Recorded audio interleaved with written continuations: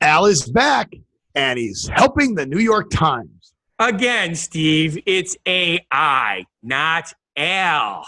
Oh, then they really need to use a different font. I don't disagree with you.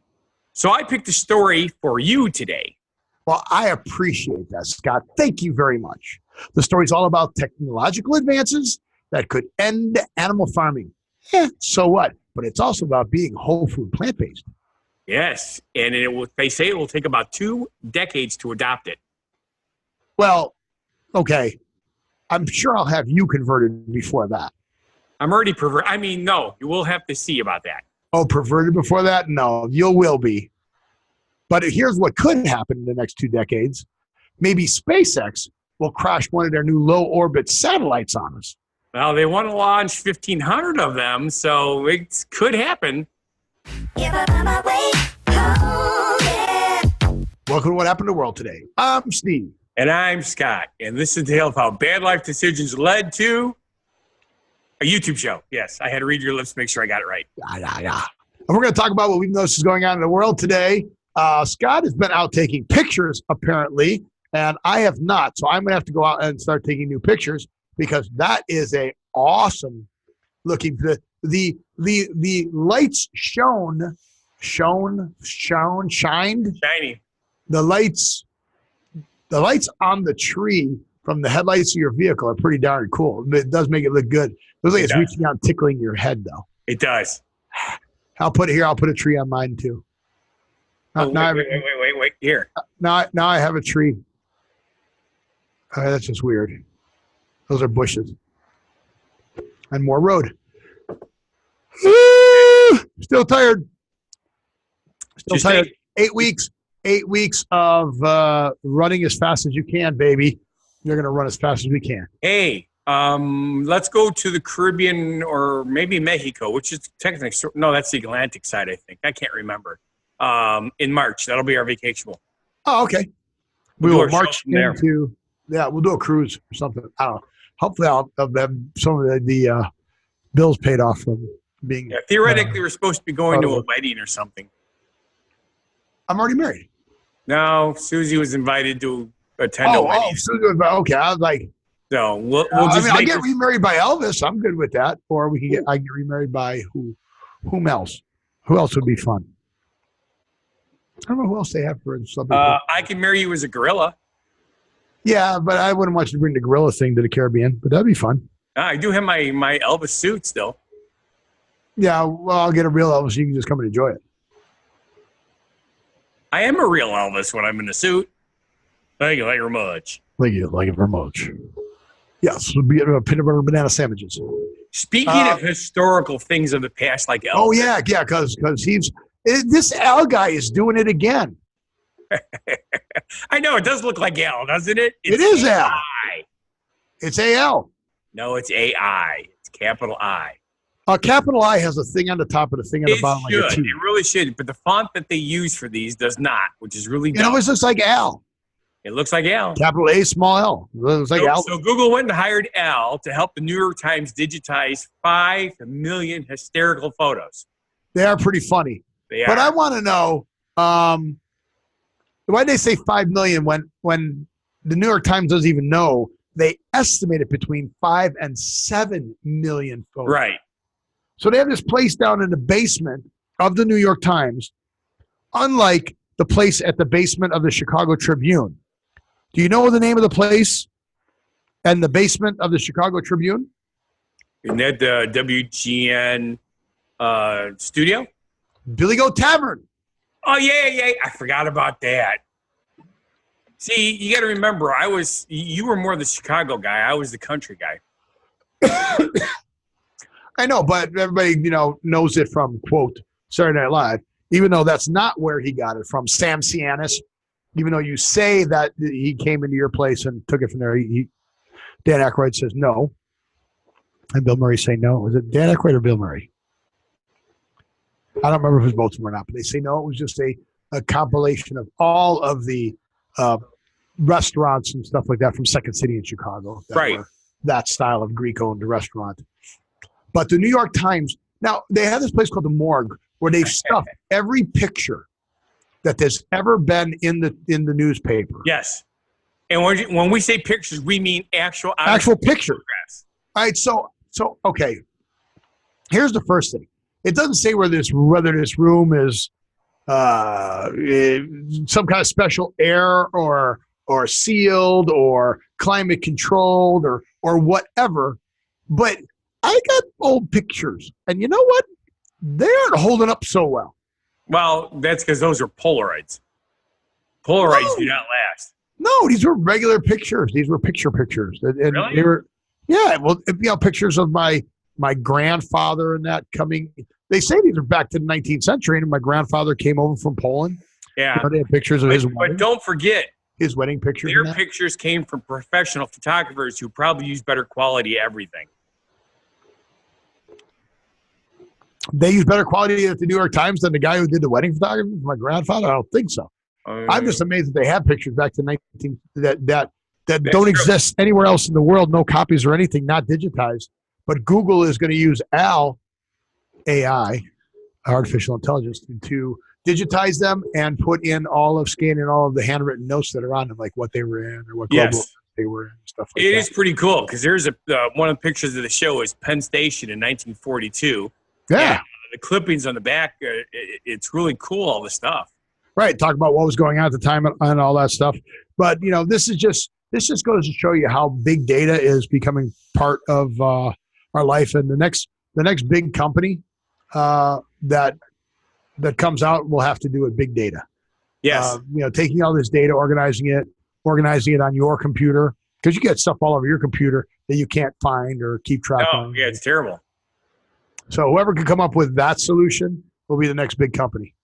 That'll be the next big, Amazon, Facebook, Google company. Exactly.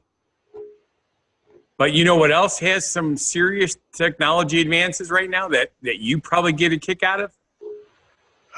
This is Scott's segue. Let's see. Technology advances that I would get a kick out of. New shoes from some company that would kick me. No, we did that story already. That was the $10,000 shoes that looked like. Right. It could be a puppet leg that could kick you. A puppet leg. That's a technology. No, I'm sorry. That's right. Marionette leg. That would not be very technological, though, would it? Wow. Okay. Yeah. We just went backwards. So try another segue. All right. How about a way to end animal farming? Everybody switches to whole food, plant-based, and stops eating animals. I am itching today. Can you see me scratching? Yes, I can. It's probably dry skin. Are you getting what is that called? Agita? No, agita is something else. Eczema? Eczema, yes. Oh, man. I don't know if it's eczema or what. All right. Anywho, there are already plant-based meats and lab-grown burgers available. Well, yeah. Again, so we talked about last show. Had you hooked up to, gone to whathappened.world and connected to my Instagram, you'd have seen when I was in St. Louis, I went to White Castle's. But wait a minute, Steve, you're whole food plant-based. What did you have at White Castle's? What'd I have, Scott? You had a veggie burger. An incredible burger. Incredible burger. Is that what they're called? Incredible burger? Incredible burger. Yeah. And if you were a part of my Instagram, you would see the actual Incredible Burger sign. So, yeah, they're called Incredible Burgers. I will not be eating them on a regular basis. 2 reasons. First off, there are only 2 White Castles here in Nevada. Second reason, the regular hamburger in Chicago is only 76 cents, 74, 76 cents. The Incredible Burger is $1.99. Yes. Yeah. And you got to wait to have it made because they don't have a bunch of them made up because not a lot of people are ordering them yet. Correct. So you got to wait longer, pay more, and I know. Well, but it was good. It was good. Here's the cool thing right now. The advances that science has come up with already, they have a plant-based Impossible Burger. Yeah, that's what I said. Impossible Burger. Right. That's what I had at White Castle's. The Impossible. And they have some lab-grown burgers. That way, using a laboratory, literally, it's like instead of, can't remember exactly how they did this. I watched. Well, I'm not too sure. Okay, so Here's one of the It's cultured reasons. meat. Here's one of the reasons that I got away from eating meats. Too much. Too much. You eat too much. Too much processed, right? Yes. It's not real meat anymore. There's so many chemicals and everything. So I don't know about a in vitro or cultured meat. Is it? Well, they're trying to take out some of the bad stuff and that makes it It bad, right? It makes it all the chemicals and the growth hormones and the antibiotics that they're feeding all the chickens now, so they don't get sick, because if the chickens get sick, then wipes out all the chickens because they're so close together. Yes, and it's not just wiping out a couple dozen; it's wiping out thousands. So I'm not sure. I'm still I'm not sure about. I'm just not sure. Okay, let's go back to Star Trek, because you know how much I like that. How about the replicators? Again, depending on how much chemical it is as opposed to real food, right? Yeah. The whole point of me going whole food plant-based was to cut out the amount of chemicals that I'm pumping in my body. Correct. If I wanted to be on growth hormones, I would inject them on purpose, not eat them in the food that I'm eating. Is that fair enough? It is. But there is a book. There is a book out. It's called The End of Animal Farming: How Scientists, Entrepreneurs, and Activists Are Building an Animal-Free Food System. Yes. So it does not diss animals. It does not say that if you eat an animal, you're evil. It just explains some of the new technology that's coming out for those who choose not to eat animals. Yeah, which is good. But he say it's still two decades away from wide adaptation. But considering a couple millennium, that's what we've been doing. This is 20 years is nothing. Tyson's already investing in this. Yes. And when these big companies get behind it, again, processed food is still processed food. Correct. That's what I'm trying to get away from. So if they start making all of my whole food plant-based processed food, defeated the purpose for me. Right? Fair enough? That is very, very true. All right. And everybody keeps telling me, oh, where do you get all your protein from? Where do you get all your protein from? Okay, the other day, Peggy made some awesome sloppy joes. Barbecue sauce and lentils. Who'd have thought? It was really good. It was like sloppy joes. Do you like barbecue sauce? I do. I usually make my own. It's okay. It's a super simple recipe. I wonder if your barbecue sauce and lentils would go good. You should. How thick is your barbecue sauce? How thick is it? Yeah. Depends on what kind of sauce I'm making and mixing it with. What's in it? Just roughly. Flour. No, I cheat. I go with. I start off with the basic of ketchup. Okay. And then I add brown sugar. Okay. Brown mustard. Okay. Some pepper, some garlic. Okay. So no meat and no. I do not put meat in my barbecue sauce. No. Okay, well, that's what I'm asking. So no meat, so it's vegan for all practical purposes. The sauce is correct. Yeah. Okay. Then do some. That's good. Next show. Cook up some lentils and then mix it with lentils like a sloppy Joe, and then let me know what you think. I'll have to call one of my Jewish friends. No, not Yentels. Oh, damn. Barbara Streisand, and not your Catholic friends on lentil for Lent. Yes. But yeah, so there's a fun guy to entertainer cooks for you. I need to get a Turkish friend. Why, for Thanksgiving coming up, so you can have turkey? No. Okay. Well, I've never really had Turkish food, and really? our genuine positivity message is from a Turkish playwright and novelist. Oh, you looked up who he was. I'm so proud. You always nail me on that. I'm glad you looked up who he was. I'm very proud of you. I love the quote, and I don't think to look up who does it. I just love it. Well, especially when you love the quote. All right, so he authored Mohandas Karamchand Gandhi. I butchered that. Yes, you did, but that's okay. Okay, but go ahead. So anyway, since we were talking earlier about the New York Times digitizing all those historical photos, I thought this was appropriate. So this is our genuine positivity message. Okay. A good photograph never belongs to the past. Every time you look at it, it is with you, it is alive, and it is in the present moment. It kind of cut out at the end there. So why don't you give that another shot there? Our genuine positivity message. Yeah. Yeah. You kind of ran out of air. Oh, didn't sound like it on my end. Breathe at the commas. The commas are when you take breaths. Okay. Go ahead.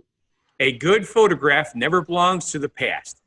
Every time you look at it, it is with you. It is alive, and it is in the present moment. Yes, it is in the present moment. So go out and look at your old pictures is what we're saying. Mamet, Murat, Ildan? Ildan. Ildan. That's the only name I could pronounce. Ildan.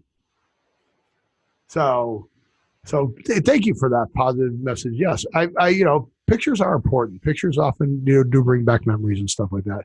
Now that everything's digital, we have so many. I don't know anybody who goes back and looks at, okay, I got all these pictures. Go back and look at them or delete them. Yes. You don't need 10 gigs of pictures you're never going to look at. And delete the ones that are black and out of focus and all that stuff. Yeah. It's just taking space. I did that at one point because I noticed that I had a hard drive that was almost completely filled. And I went through it, and some of them were like really terrible pictures. I was like, why am I keeping this? Exactly. Oh, I'm going to remember that. I can't even tell what's in the picture. Oh, look, there's a picture of the black. Oh, look, there's a picture of the black. Yeah. Oh, look, there's a picture of the black. Really? Turn it off. Delete it. But you know who we haven't talked about in a while?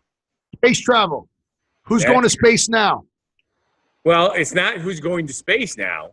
It's something that SpaceX is trying to do a little bit differently to save. Remember we had that episode we were talking about? They're trying to get rid of all the junk in space. Right. SpaceX has come up with an interesting thought. Okay. Instead of doing their 1,160 some odd miles up in the sky, they want to bring it down to like 800 to 900 miles up to a different area that's less cluttered so that things are safer up there. Plus, closer to the Earth, their satellites will be a little bit more efficient so they don't have to use as many of them. Okay, so one of their other arguments was the fact that, well, when they're in a lower orbit, they'll be easier to get rid of. Correct. What does that mean? Let them crash? Wait, well, I mean, what, when they come back in? Are they in or out? That's the question. It's a lower orbit. So Yes. is the lower orbit inside or outside? It just didn't say in this of the Earth's atmosphere. Are you still outside the Earth's atmosphere? Because they're still outside the Earth's atmosphere. It doesn't matter. It can't be in the atmosphere. Well, they were talking about launching those satellites inside the atmosphere. Remember that? Where they were going to put them over to cities so they just bounce off the satellite really close? Right. Well, they were supposed to operate at 1,100 kilometers, and now they're asking to be allowed to operate at 5,500 kilometers. That's like half the distance. Yeah, I got to figure out what's the Earth's atmosphere. At this height, particles from the Earth's atmosphere bombard the spacecraft more rapidly, pushing them out of orbit and dragging them down to the planet. On the way down, they would burn up in the atmosphere. Right. So it's obviously outside of the Earth's atmosphere. So we answered that question. Yep. But did you see the number that they wanted to launch? 15,000. Yeah, by... Oh, no, 12,000. 12,000 satellites. When? They don't have a date on here. The first phase. The company's long-term plan. Long-term plan is launch nearly 1,200 satellites into orbit to beam internet coverage down to Earth. That's crazy. Crazy, I tell you, crazy. And the first batch is 4,425 satellites. Yeah. So I don't know what long-term is. Wish they said so. Oh, there's the orbit. Yeah. When you go down, there's satellites in orbit and height. That's crazy. It is. That's pretty cool. Again, show me where the atmosphere is. Show me. Yeah. Show me the atmosphere. Show me the money. Show me the atmosphere. Show me the atmosphere. So, but still, No, it's I don't pretty think cool. people will start saying that. You know, you go, show me No, the it's just not going to catch on. I know. not going to catch on. No. But hey, we tried. We did try. So from there, we should go to a phrase origin story. Okay. So from the atmosphere, we will come down to Earth, and we will do our phrase origin story. Does that mean we have to?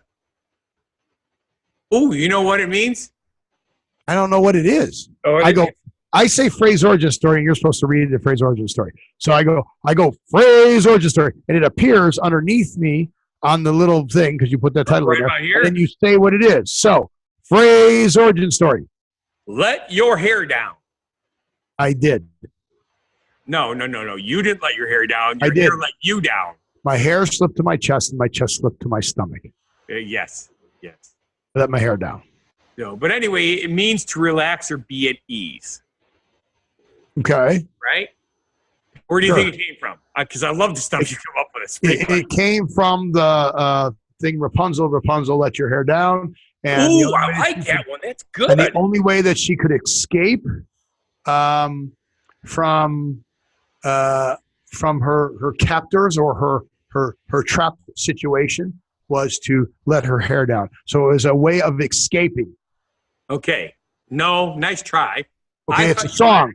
I thought you were going to go with, Hair the musical, but no, it had nothing to do with that. Okay, so Hair the musical, you take all your clothes off and you're naked. Yes. You've relieved yourself of any encumbrances. See, now that would make sense, wouldn't it? Right. See, the thing is, though, that's still modern. Some of them are modern. Yes, but the history on this goes way back. It's when okay, let's get in our Wayback Machine, Mr. Peabody. Yes. It's when Parisian nobles risked condemnation from their peers if they appeared in public without an elaborate hairdo. Time out. Who's Parisian? Paris nobility. Or the Is Parisian like from the Moulin Rouge Parisian? That's probably close, yes. Okay, I'm just asking. 17th century stuff. Okay, let's go. Right. So apparently, if you aristocrats if you went out without your hair being up, you could really be, people would give you shit, basically. You were disheveled and you were not looking, you were not dressed properly. The men had their powder wigs on, and you have to have your hair up. And some of the more intricate styles required literally hours of work. So, of course, it was a relaxing ritual for the aristocrats to come home at the end of a long day and let their hair down. So that's when they relaxed. Come on, it's Friday. Let your hair down. Wait, no, today's not Friday. Today is Thursday. Today's Thursday. So tomorrow you can let your hair down. Yes. Or Casual Friday. So you can let your hair down tonight. Right. So it's there for Casual Friday. Casual Friday. Yep. I think I'm going to make today Casual Friday. No, it's too late. Today's over. No, today's just starting. Yeah, today's casual. I'm just going casual all week. There you go. Let's just settle that. I'm just curious why you never wear your birthday suit to work on your birthday. Because it's frowned upon, and I don't want people to throw up. Okay. Valid excuses. I'm still working on 60 more pounds, and I will go naked. Okay. Then I'll be happy. I got to stop itching. I don't know why I'm itching. I only have my arms. Kind of weird. It is strange, isn't it? It is.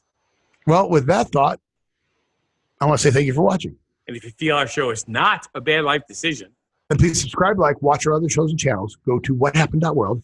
I'm pointing down. Scott's pointing somewhere. I don't know. I think I got to point. Do I got to point a little bit? Yep, you're in the right spot, and so am I. We both got it now. I got to point that way now. Yep, no, it's straight below me. Pretty much, yeah. Okay. I don't pay it. I don't know. It depends what Scott said or when I had. Scott's been doing a yeoman's job of editing again because I am exhausted for my new job, and I love my new job. But I will be so happy once next season rolls around because I will have all my systems in place, and it'll be like night and day between the 2 years. It's gonna be amazing. Everybody's gonna be like, "Why'd you work so hard the first year?" Because my systems weren't in place. Why are you working smarter this year and not harder? Because my systems are in place. That's right. So with that, I want you to live every day because I am, and we'll see you on the next show. Be genuinely positive, live and live life, and have a good one. Be crazy, but you still amaze me.